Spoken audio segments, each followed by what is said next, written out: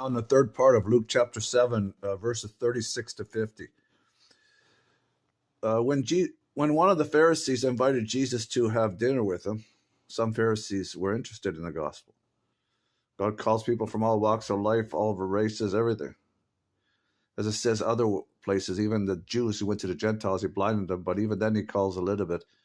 And it says he doesn't destroy mankind as a whole for Christians and also each race. Or he likes some everywhere, right? So he liked people everywhere, right? Christians. In every walk, as I said, in every race. When one of the Pharisees invited Jesus to have dinner with him, he went to the Pharisee's house and reclined at the table.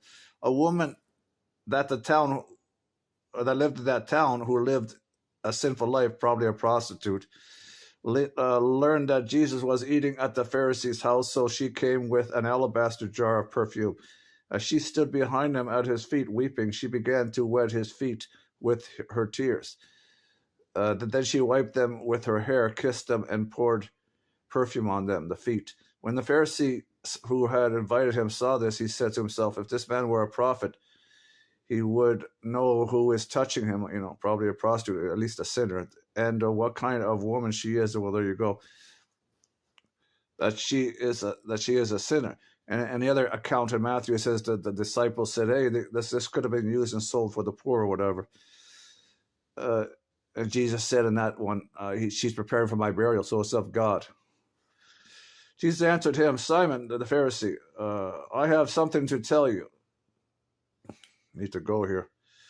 Tell me, teacher, he said. He says a parable, Jesus is saying here. Two people owed money to a certain money lender. One owed him 500 denarii and the other 50. That was a day's wages for labor, denarii. So that's a lot of money. The other one, 50. 1/10. Neither of them had the money to pay him, so he forgave the debts of both. Now, which of them will love him more? Simon replied, I suppose the one who had the bigger debt forgiven. You have judged correctly, Jesus said. Then he turned towards the woman and said to Simon, did you see this woman? I came into the house. You did not give me any water for my feet. You did not wash my feet, but she wet my feet with her tears and wiped them with her hair. You did not give me a kiss, but this woman, from the time I entered, has not stopped kissing my feet. And he is God, right? Jesus, so that's fine. You did not put oil on my head, but she has poured perfume on my feet.